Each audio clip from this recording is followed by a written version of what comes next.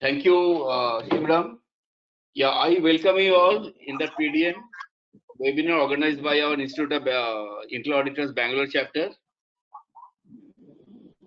Thank you very much for participating.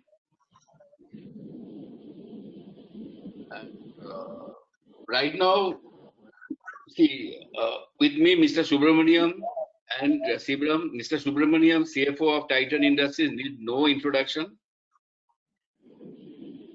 He is a CA chartered accountant having more than 35 years of long experience in FMCG, telecom, consulting, in multinational companies in abroad, in the field of strategy, finance. So he is the all-round finance person. He is one of the most distinguished and respected finance person in our country. And once again, thank you very much, Mr. Subramaniam, to take our request. We have with us Mr. Shivram. Shivram is the Chief Audit Executive of Titan. Shivram is also having more than 28 years of experience in risk, in the industry, in the FMCG, infrastructure, consulting. And Shivram is, actually most of us, we know Shivram because he is a very, very familiar face in our IIA circle. We see him talking to many seminars, webinars, etc. So thank you very much, Shivram, for organizing all these things. Our today's session is conversations between CFO and CAE. See, we know that success of any business or industry is depend on, or any profession depend on the customer satisfaction. So if you don't have any, our customers are not satisfied, then we are just nowhere. So here, and customer is our meaning for our existence. Similarly, for the internal audit profession, who is our customer? Normally, our chief internal auditors, they are reporting to the audit committee chair, board, CAE. But actually, whenever I was in that chief internal auditor of Tata's, we used to find out our interaction with the audit committee chairman was limited only few times in a year, hardly 6 times, 7 times maximum. So who is the real customer of internal audit is our CFO of the company. The chief financier of the company and the CAE, they work together. They develop the actually risk-based audit plan, and the CAE get maximum help from CFO in that company on any aspect. Even a lot of times happen whenever they need support, they first go to CFO, and then CFO provide that necessary support. Obviously, keeping in view of both of the things, the functions are different. The CAE needs to maintain his objectivity as well as independence in keeping in mind. And he is getting the main feedback, and he is getting the main feedback of the development, what that audit profession needs from the CFO only. So actually, in the light of this,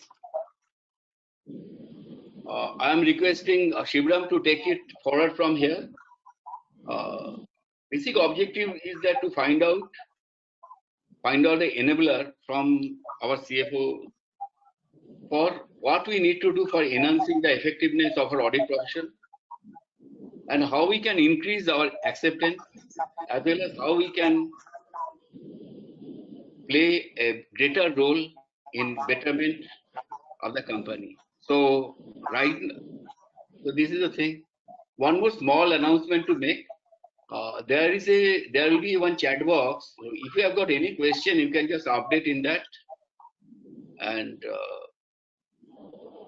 yeah, our friends, they will collect, and then those questions will be placed at the end of the session. And after that, our chapter president will give the vote of thanks.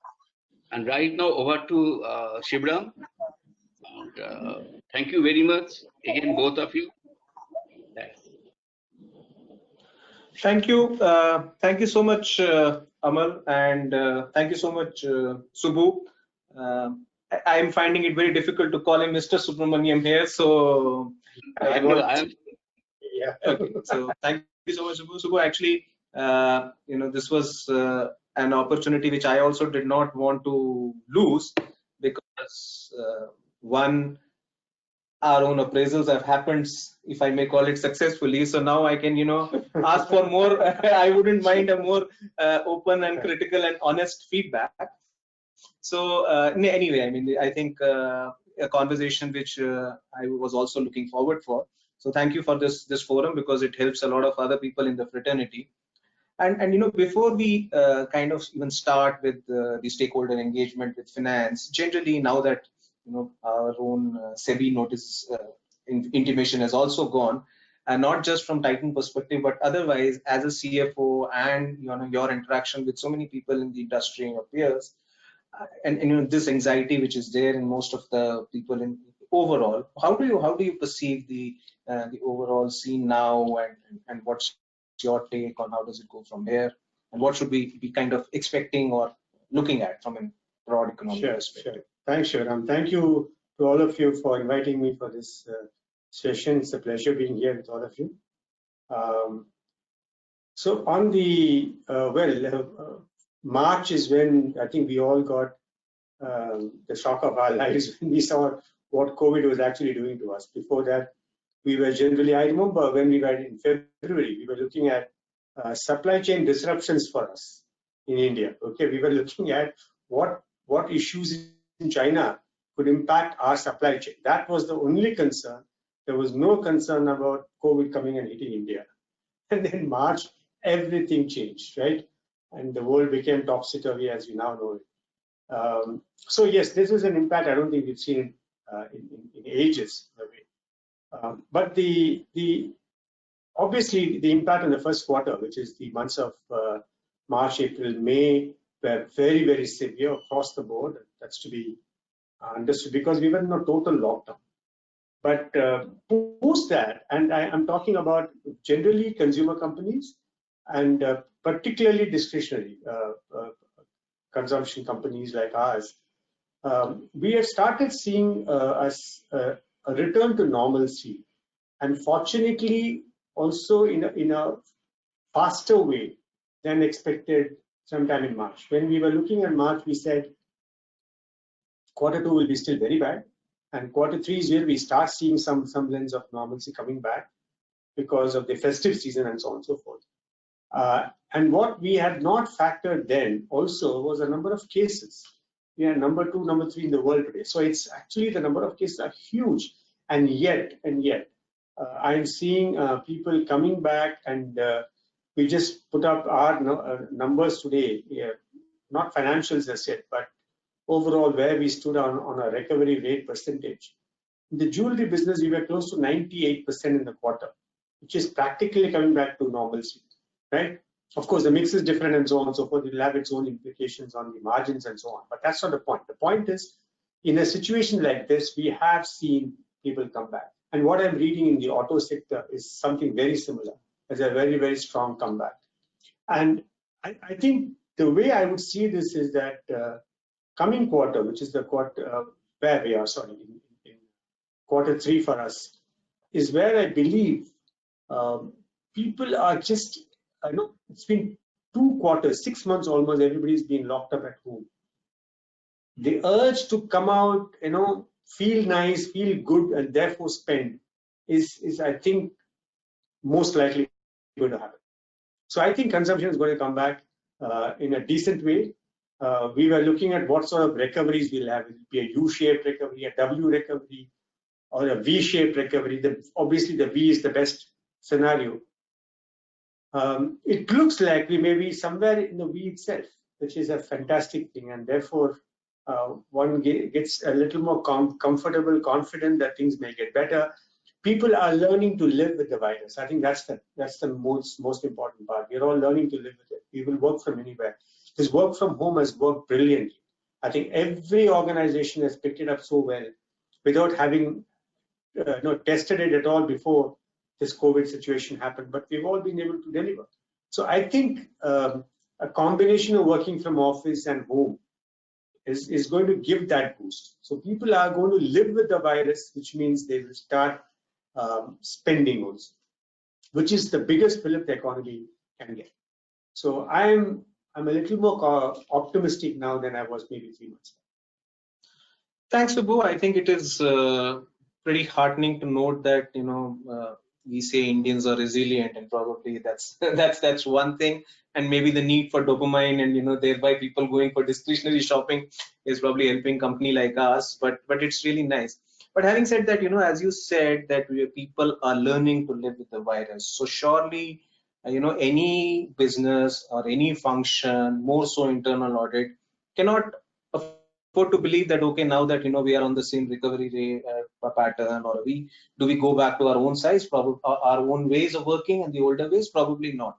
So typically, how do you see what kind of things the internal audit now in this scenario with the new normal, and probably just going to go for some more time?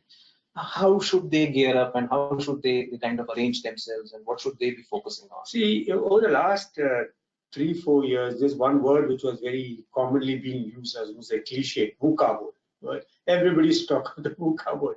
We are in it right now, okay? Which is essentially meaning that you are doing things which you would not even have dreamt of doing a couple of years back, even 6 months back, maybe 9 months back.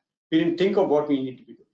So every organization now is adapting to this new normal in a very, very different way. And I can see agility across the board. First thing is, I think the factor of agility has just leapfrog substantially over the last 6 months. Everybody's inventing, and Indians, I think we are phenomenal at that. We call this jugaad, and we are very, very good at that. So the point is that as the business does it, I think audit needs to adapt as well. I am sure you're doing that, because the good thing is that over the last many years have been investing significantly in technology, right? And whether it is for the business or for functions like audit. And I think that is something which needs to be leveraged entirely in this sort of a world. See, we are also not in a normal world where everything is working, and we are doing a lot of things which otherwise were not done in the past and not even tested. For example, we've been working out of homes, all of us, a lot of finance people, and I've been passing bills and ensuring that the business doesn't come to a standstill. But have we tested it for, all the control systems that are required, which are normally there when you are at work? And I think most of us still have a paper-led office, right? We are not a paperless office still. Most of us have to do with documents and so on and so forth. So how are we still doing it? Therefore, a situation like this requires a phenomenal amount of agility from every function, and audit in particular, because I think the risks also go up while we innovate, while we are adapting to the situation. I think audit needs to think very, very differently also to ensure that how are we going to manage this situation? Because we are reading about so many frauds over. The Wirecard was the latest, which is massive. So it's no different from what happened in Sakim. So I think the internal auditor also needs to be very careful in a situation like this when things are going topsy-turvy. Yeah, Subbu, I think pretty right. Earlier probably the mantra was automation. Now it moves to a little bit more to the digitization, because the paperless office becomes scanned copies and a lot of data which is flowing digitally, and that's where probably the auditors need to start focusing on, as you're saying. So just taking the same cue further, audit has been evolving. We've been talking about technology in past also. Now with this new thing, we're talking about the new age controls, or the new normal controls, so as to say. But from an internal auditor, as a CFA, or as a person who's been on both sides of the table and for large part of the time, how do you see a new age auditor shaping up, and what in your view should a new age auditor be like? See, one thing I realized, I'm going back when I started my career and I started it in internal audit, right, when I joined ITC. It was so different. There was no technology there, right? You had to actually go physically see everything, whether it was documents, meeting people, understanding, etc. Now, most of that work today has gone back, right? You are using tools, technology, analytics, various software to find out what's happening in the company. And I think you get a very holistic view, which is unparalleled. It's a phenomenal boon that technology is offering internal auditors, and that gives companies like us so much more comfort. I mean, at least roles like mine, a lot of comfort that yes, these can be tracked, because as we are growing, we're all growing substantially over these years. You know, the number of stores that we have, close to 2,000 stores, and so on and so forth. So if you don't have technology, you are going to have a challenge, and therefore, for audit to evolve, to ensure that scale doesn't become an issue, and that you don't need to be having n number of people. I mean, whereas you use digitization in a very, very big way to actually focus on where the problem is, I think is the biggest tool. So I would say everybody is using it, I'm sure, but this is a great boon, and it makes it's far easier now to zero on where the problem could possibly be with these tools. So what I hear from you as a transition, so-called, I mean, I'm sure a lot of people have transitioned or in the process, is that so move from a concept of an audit there to an audit here, or from a sample move to an ample kind of a scenario is what. I think it works both ways. Is you have the big data in a way, right? Yeah. We have everything across the board, and therefore you do get trends very easily. Right? You can look at trends. You can therefore look at all the data. Just simply not possible, say, even 20 years back or 15 years back, right? Today you can do that. You can actually look at the entire universe and possibly even zero in where the problem could be, which was not possible earlier, which technology offers you today. So again, you talked about your ITC stint, and as an auditor, I know you're still young at heart and spirit and energy, but I'm sure you are young. So what advice would you give to the young and probably the starting level and mid-level auditors who are choosing internal audit as a career option? What are the areas where they should upskill, and what should be their focus on skill developments and areas of training or focus? What should be that? So let me put it this way. It depends on the organization here, but a lot of people in internal audit also are transitory. That is, even in our own organization, we take them. I know this is a model I actually took from ITC. That people go through an internal audit process, so it can be transitory. But then there are people who are interested in audit itself, who want to make a career there. Therefore, my advice here is, irrespective of whether you want to make a career in internal audit or not, make use of this stint as much as you can, because it gives you an overview of things which can happen in the company. It gives you an idea. It's a fantastic training ground to start with, at least for the youngsters. I would say absorb everything and anything which is happening. Go out there, meet people, understand the systems and processes, understand how the business is working. Right? I think this is the best training ground that you can get. I remember that we all went through training also when we joined ITC. It was a 6-month course. But I am sure I learned far more in the audit process than I actually learned in training, because they're actually going and seeing transactions. So it makes a very, very big difference. So I'm saying, show the same eagerness as if it were your career and your career depended on it. That makes a very big difference. And even for those who don't want to make a career in internal audit, because it can be something very, very useful for your career itself, because you are understanding systems, processes, the way companies work. But importantly, you're meeting people, and that's very important. When you meet people, you understand the culture of the organization. Okay, that is very critical for you as you grow in the organization. Because if you don't fit into a culture, you have problems. I think these are the things that I would say for youngsters. Of course, techniques and using data, understanding system processes, those are given. I'm assuming that's a given. Yeah. So, you touched a very nice point of auditors now to kind of develop that business bent of mind, or, get the business ingrained into them to some extent, or vice versa, thereby meet people and all. And, it also kind of stresses on the fact that the auditors should also understand the businesses and the business nuances. And that's where, a lot of organizations are actually at the two end of spectrums of that pendulum, which is the assurance to the advisory, the expectations from audit, and this pendulum always keeps swinging. It never seems to be settling somewhere in the balance. So as a CFO, how do you see this? How do you see this as a merger or integration, or where do you see a balance, and what should be focus? And see, it also depends on the organization that you're working for. Let me be very blunt and honest on this part. Okay, I worked in different organizations, and I have seen internal audits focus dependent on the promoter, the CEO, MD's vision or requirement.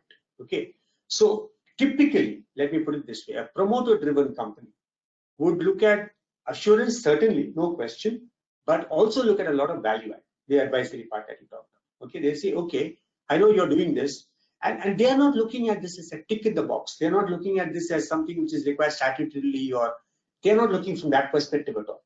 So there are, therefore, I said two aspects of it. One is, oh, I want a trusted man who ensures that there's nothing going wrong in my organization. That's one aspect of it, which is the assurance part. But importantly, a lot of them also look at advisory in a big way. They say, don't just give me bhasha, don't give me ideas, but why don't you tell me what I can improve? How can I, do things better? So this issue of being consultant to executor in a way, see, I know it's a conflict. Frankly, it's a conflict. Okay, and it's something that depends on the organization culture and so on and so forth. A professional-driven company would tend to be more comfortable with the assurance part. So they would say advisory is fine. I think there are the finance teams in each of the organizations which will work with business heads and everything to see what they can do, and I would put it on them to develop that. I'm looking at you more from an assurance perspective. Okay, I don't want things diluted, particularly if it's a listed organization, right? Like Titan is, it's a listed organization, and today's context of where an internal auditor stands, where an independent director stands, where the board audit chair stands vis-a-vis law, and their responsibilities are significantly different from what they were 10 years back. Right, 2014, the Companies Act changed a whole lot of things, right? So I'm just saying, therefore, the focus is also going to be on the company that you're working for. But if I were to take that out of the equation, I would still say assurance should be the main thing, and I would still take advisory as a value add. From a telecom perspective, we have value added services, so I am coming from there. But I would still take advisory to be value add, but assurance is the main. So actually, thank you. You used the word telecom and value add service. It just helps me in kind of paraphrasing my next question. It's I don't know how you would say, till about 4 years back, and I was also with a telecom company, even SMS was a part of value add service. Everyone felt that it's something very natural. Obviously, WhatsApp and all changed, probably killed the SMS business, but SMS was also called as a value add business. So anyway, just coming down to the fact is that how does an internal auditor kind of keep himself motivated? Because all said and done, the value add is a little bit more glamorous part. I'm taking your point completely that he should not lose focus or sight from the assurance part. But obviously it's expected, and therefore there are some boundaries drawn. So where do I move that from that SMS being a value add service to a VAS, which was the VAS, so-called VAS, in terms of links and downloads and stuff like that? So how does actually an internal auditor motivate himself, and how does he come to it, where probably a much larger focus is on assurance? Obviously it is important and it is given the due respect and the recognition, but how does he also motivate himself so to So I think I would start with a very frank conversation that the internal auditor has to have with management and the board audit committee. Very, very frank conversation. And that's critical, because I think expectations need to be also crystal clear. Okay, now you are right. When you come out with something which is advisory, which is a value add for the organization, you get the thalis immediately. You get the oh, thank you so much, this is very valuable, this is good for you. You don't get it as much in assurance. Okay, but I think what assurance does is that you get it silently. You don't get it in your face. You don't have people coming and saying, oh, thank you so much for that. It is, I would sleep peacefully if I know that everything is okay. Okay, and maybe it may be a once in a year conversation when we may discuss assurance and things like that, that is when I would possibly come and tell you, thank you so much. All that you did during the last year, these things that you came out, and including audit points which can be embarrassing to management. Let's not forget one thing. In most organizations, it is embarrassing just standing before a board audit committee with a point which should not have happened. But the point is that somebody has found it and we are correcting it is very important for the business leader. Okay, because then he knows that at least this is plugged. It's not going to happen again. At the end of the day, this leak is not going to happen. Okay, or something is not going to go wrong. It could be compliance, it could be just cost, it could be anything which is going wrong.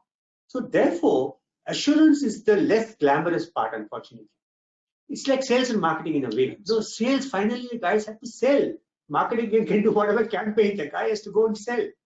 So it is going to be less glamorous, but no less important. I think, Subbu, that was a very, very valid point and very important for, especially the aspiring auditors and people who just started the journey. The fact that, you are not getting regular accolades and, not being in the so-called limelight is something which is part and parcel of this thing. But, as you're saying, it's more of a silent appreciation which keeps coming, and it's the slow and steady, or something which will probably sow or reap benefits in a period of time, and that's the kind of patience and perseverance which internal audit, amongst many other functions also, should probably be getting, and that's a very, very I think nice question. So if I were to ask you, and in an overall generic scenario, so 3 questions, or rather 3 parts to this question. Standard question is, let's say, what are the 2 things that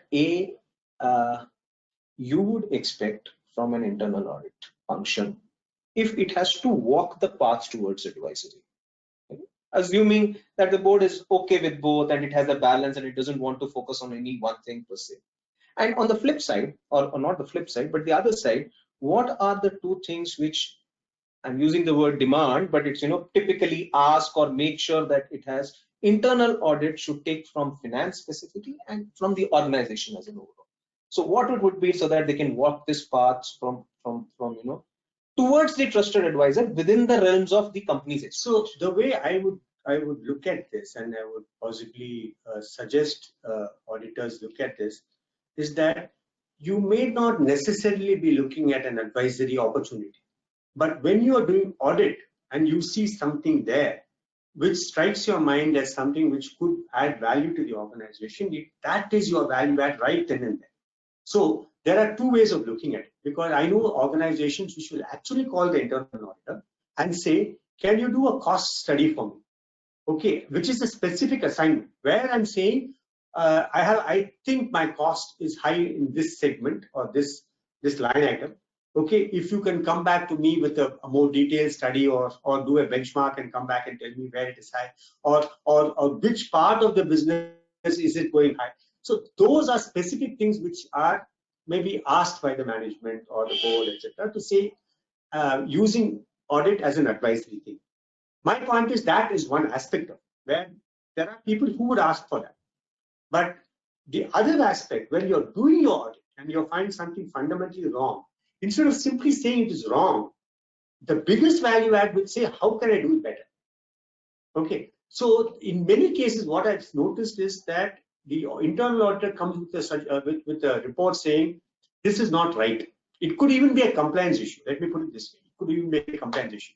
Now, we all have compliance issues, and obviously compliance of law is there's no excuse, right? If there is a law, you have to comply with it. But there are difficulties possibly in many organizations for compliance, and genuine reasons, and not for any intent issue, but from a genuine reason. This is where I'm saying an internal auditor who's possibly spent a lot of time on that subject could possibly step up and say, I think this is a solution. Yes, and therefore, in a way, putting yourself in the shoes of the management here and saying, this is an organization-wide problem, and we need to comply. We have a problem, but maybe this is a solution. So the point, therefore, is not just making a point and See, first thing is internal auditor should never be seen to be a fault finder. Okay. And that role is archaic. It's not there today. It's not about being, you are detecting issues which are there. So the intent is to actually try and resolve a problem or see that nothing goes wrong. It is not to come and find fault with somebody or the decision taken by somebody. Okay, that's not the idea here. So with that in mind, I'm saying whenever something comes up, thinking innovatively, maybe benchmarking with what's happening outside, forum like this, and you can possibly share ideas. How do people address certain issues like this? Could be a great value. So it need not be necessarily a separate exercise. That's number one. And just to add, Subbu, from my side also, probably for the others, is one thing is that, it need not be necessary that all your value add inputs need to go to the board or the audit committee. You've done something, you've shared it with the business, that's good enough. I mean, I think that is where also sometimes the business also feels fine. You said something good, now you're going to go to the board, and that is where the resentments also come in place. And if without compromising on the assurance part, if you're going ahead and we've had some conversations that we say, okay, this is for your consumption, you use it the way you want. I'm not going to the next stage. So maybe that also Absolutely. would kind of help. So ladies and gentlemen, we kind of felt that the half an hour conversation we had to understand what is more relevant from a current day perspective, which may remain normal, but hopefully we will go back to the olden days, and also how a CFO looks at the auditor's journey within the audit function or within the organization as a whole, and what should he and how the auditor should kind of align himself to the various asks of the organizations, which would differ from one organization to the other. So I think that was a very great conversation. Amalda, Bhavani, any questions from your side, or happy to take few questions from the audience? So Bhavani here. Thank you, Subbu. Thank you, Shivram. It was an excellent update and a very interesting conversation. In fact, I actually enjoyed the candid conversation on assurance business advisory. It's something that we all long to have with our various CXOs, I think. Just one question, maybe to Subbu and both to Shivram as well. Today's work culture of the way our younger generation is now being expected to study and come up, and the interpersonal skills, I don't know with the current situation, and we don't know how long it's going to continue. What impact do you think this will have in the next generation of folks coming into this line of work, which is a very interpersonal profession, right? Internal auditing is a very interpersonal profession. It cannot be done remotely, but yet our kids are not getting the chance to integrate as much in the last 6-7 months already, and this is going to continue. It'll be interesting to see what your point of view on that is. I think this is a very, very important aspect. It is not just about auditing, it's about everybody. Okay, and it's about the organization as a whole. And let me give you our own example. As you said, work has happened. Okay, people are delivering, sitting from wherever they are, and that is one aspect of it. But a lot of things happen only when we meet face to face. Critically, the important discussions that we've had on various aspects, okay, have happened only when we've been able to meet face to face. The biggest thing we're also seeing is that the connect is simply not there. Okay, in the virtual world, everything is determined by an appointment. The flexibility of just walking across to somebody else, saying hi, having a cup of coffee with him, having a mild chat for 5 minutes, coming out, it makes such a big difference. Those are very, very important aspects of working. Man is basically a social creature. He requires that, right? Now, in the virtual world, that is simply not there. So this is an issue which we all need to grapple. And sometimes what we do is we do have town halls, we have people just coming across and then having a chat with them without an agenda. Okay, but the point is, it's still not what it is, what it was before, right? And therefore, I hope we will get back to a sense of normalcy definitely in the next 6 to 9 months, hopefully a vaccine is back, I think most of us should be working out of office. I'm still saying that we are going to be working out of home also in a big way, as compared to what it was before COVID. It's a new norm, if I may say that. I would assume 20-25% of us may possibly be working out of home on any week. So it's going to be a cycle. People will come, but we will have to get back to working from offices. So it is a challenge not just for internal audit. It is for internal audit as well, because you need that interface, as you said, but it's for the entire organization. So I think, and I'm hoping that we will get back to that. It cannot be that we work like this forever. Yeah. Completely agree with you, and I think, Bhavani, I think it was a little bit, probably a very, how do I put it, hard hitting to say. Probably the entire generation is going to be getting impacted, because yes, it's a phase for a generation. My own daughter, she's moving from 12th to engineering. She's doing everything online. She was raring to enjoy college life in March, and now she's sitting in one room and probably seeing some 12 faces on the computer screen, not even knowing where they are from. But as Subbu said, probably it's not going to be a very long-term thing impacting the generation.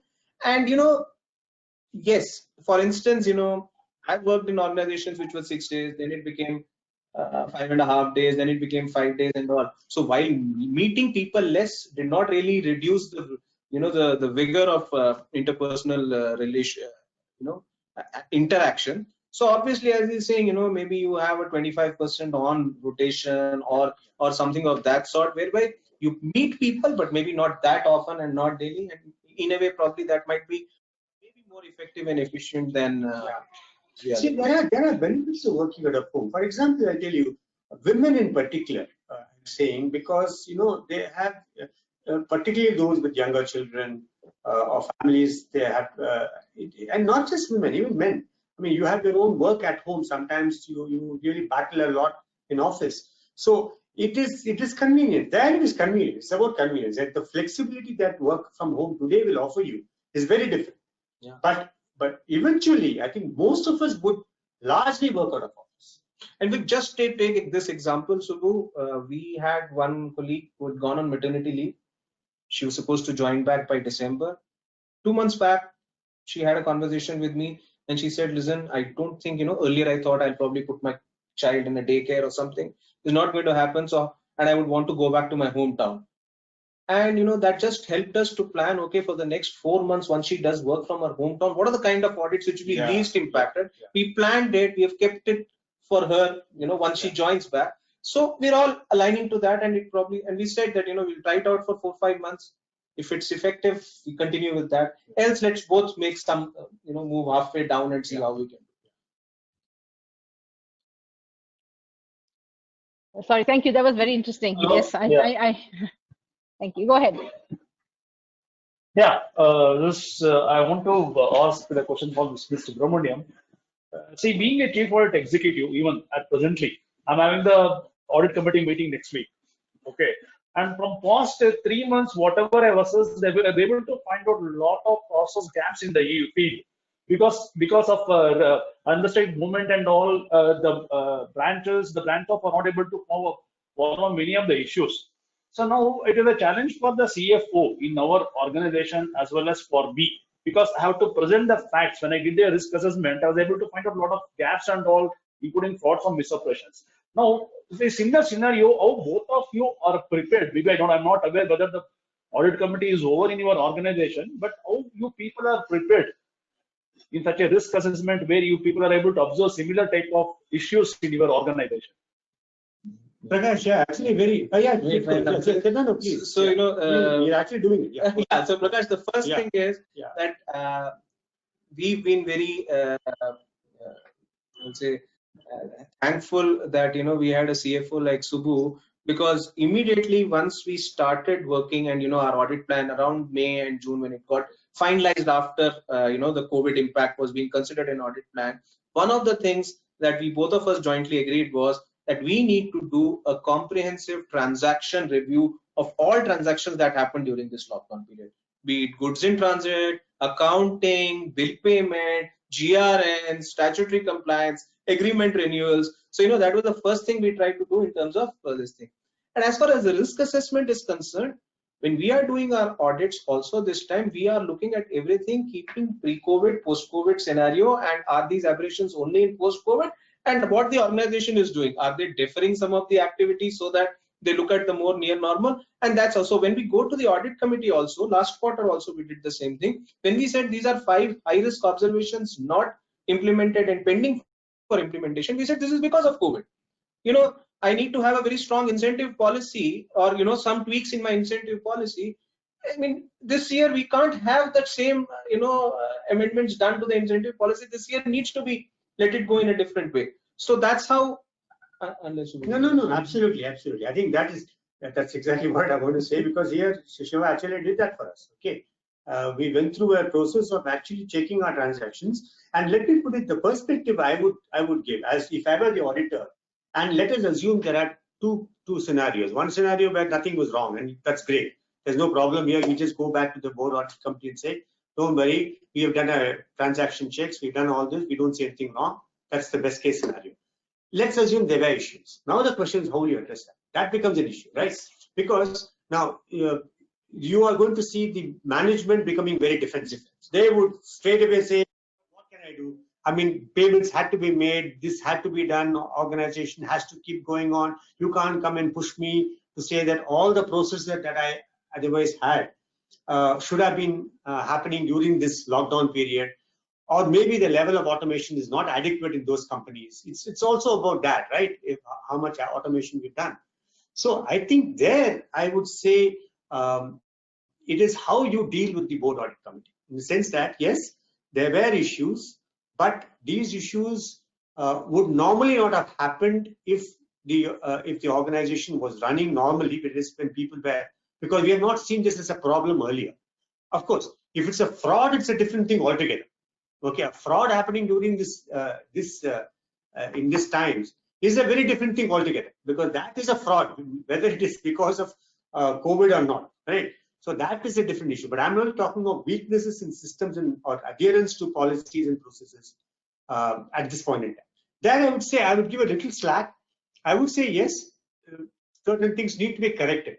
So we found maybe we've not taken approvals at various things for various payments that have been made. Post facto, please get that done. That should be in my view. So it's about how you approach the audit committee. Yeah, thank you both of you. I mean, I think I already see excellent coordination with both of you, so that you both are on the same page in audit committee. Thank you. Coincidentally, we just had our pre-audit committee discussion with the CFO today afternoon only. Okay. There's one question from Mr. Ram Prakash. I'm able to see in the chat box. He's asking any thoughts or suggestions from speakers on digital disruption and how internal auditors are leveraging data or technology to drive positive change for the business. See, digital disruption, well, I won't call it disruption anymore, because today we are living in a very, very different world. Let me just give you one very simple thing. Payments, okay? Demonetization happened, and the whole idea was that we will get into a digital mode of payment substantially and very, very, very quickly. It did pick up for a couple of months, and then I know, because in our business we saw that coming down after that, and it went to a new level. So if, for example, digital payments were 5% before demon, they went up to possibly 15 to 20% in the immediate aftermath, okay, and then came back to a 10%, 12% levels. Now that is one aspect of it, right? And then everybody thought maybe this is the new level and this is where we're going to be. But what this has done is a very different thing altogether. Okay, today nobody wants to handle cash because of the infection issue, right? Therefore, practically every payment has become digital now, and therefore the organization has to be ready to take these into account and adopt these technologies right away. If you don't do it, I don't believe you have a case, and therefore that's what's been happening. Now, here the auditors part of actually catching up very, very quickly to understand what's happening on the technology front is very, very critical. Okay, and you will have to possibly do this like now, right now, and there's going to be a lot that you're going to be taking, because every organization, those who did not invest in digital transformation over the last so many years, all of them are just doing it now. They're cutting every cost. Okay, this is one cost they are saying is an investment for survival. And the way I see it is, assuming that the COVID situation, I mean, at least the infection is going to be there for 6 to 9 months more, and hopefully by the end of this year we get a vaccine and so on and so forth. This thing is going to be irreversible. Paying digitally is going to become, that's just one aspect of it. Therefore, if you go to a store now, everything is don't touch me, right? So every process today is about identifying people remotely, using technology. I think that's the new norm. So it is very, very important that auditors now look at this from that perspective, because the rate of acceleration of digitization is going to be phenomenal. So again, so just complementing and giving few examples from our own organization.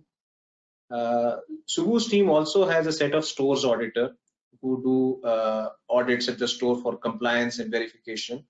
It's a second line of defense function for us. Can you believe it? They do physical verification of jewelry items off-site. So there's only one guy there. There is a video camera. There are masters linked. All he does is shows the model, does a barcode tagging, puts it on a weighment machine there. The machine code is, the weight is seen.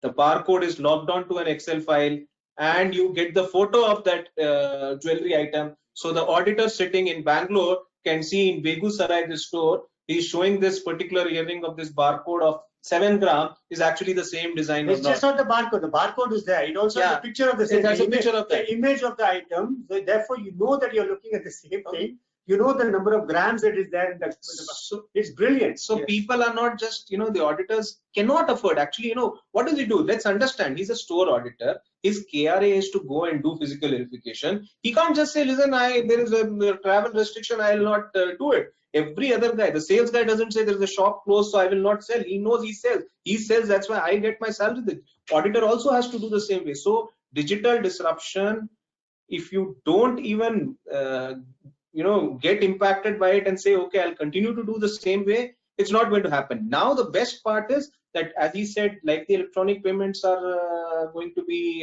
irreversible. This is a product, we can use it now. Absolutely. And I 4 times physical verification, 3 times I'll do like this, and once probably I'll go and physically do a little bit of quality check also, because that's probably something which we will need to do. Same way, during the time when we were having this thing, because we knew all our IT people were kind of busy in managing this this kind of scenario, keeping the infrastructure up and running and everything. Internal audit team here subscribed to the Unacademies and this thing. They've started learning SQL. They've started developing their own queries. They're reducing the dependency. So it's both ways. One, understanding the process. Specifically now focusing primarily on, we changed our audit plan to include things like, how does the payment link works when you give it to a customer. And we changed our audit plans and started doing that. Yes, we may not have in-house. We may have to seek an external guy, but that was the kind of evolution the audit team did. So it's exactly the same thing, understanding what's happening, and now how do I change. Forget the bank reconciliations, those are probably not as critical as looking at the first stage. Does this guy, store guy, send his bank account's bank link and the payment happens there?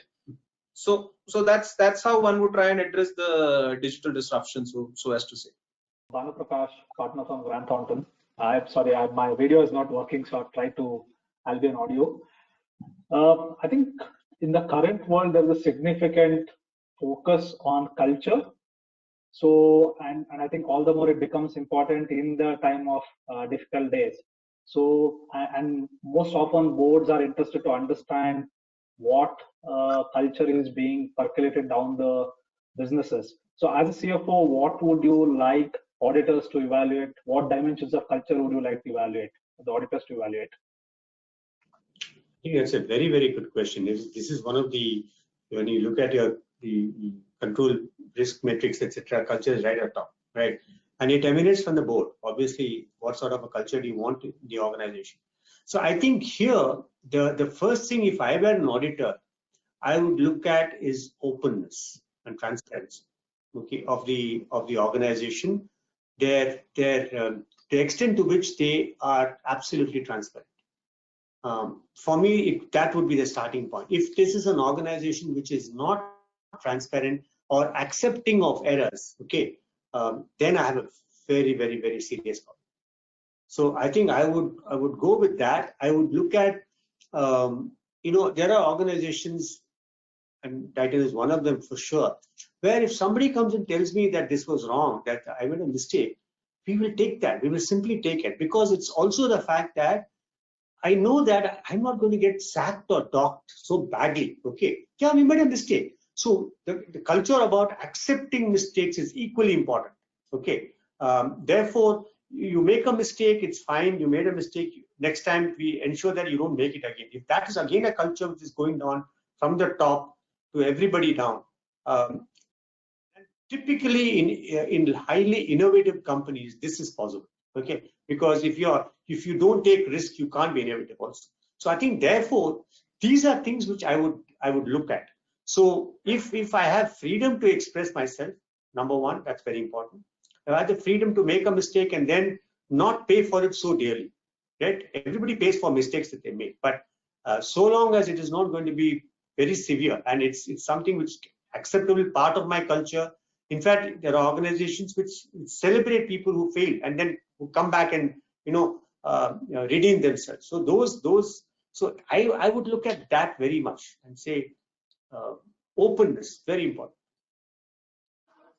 Thanks, Subbu. I think what I'm hearing is having an ecosystem of accepting failures and guiding people so that they won't repeat is one of the key points which we should validate as auditors. Thank you. Yeah. We can wrap up if there's no more questions. Any final words, Subbu and Shivram? No, we're good. Thank you for the opportunity. Yeah. Thank you so much. Yeah, Pleasure. So I want to extend, humble thanks to both of you. This is something that I think it's a nice format. This kind of candid conversation type of format, which is really good.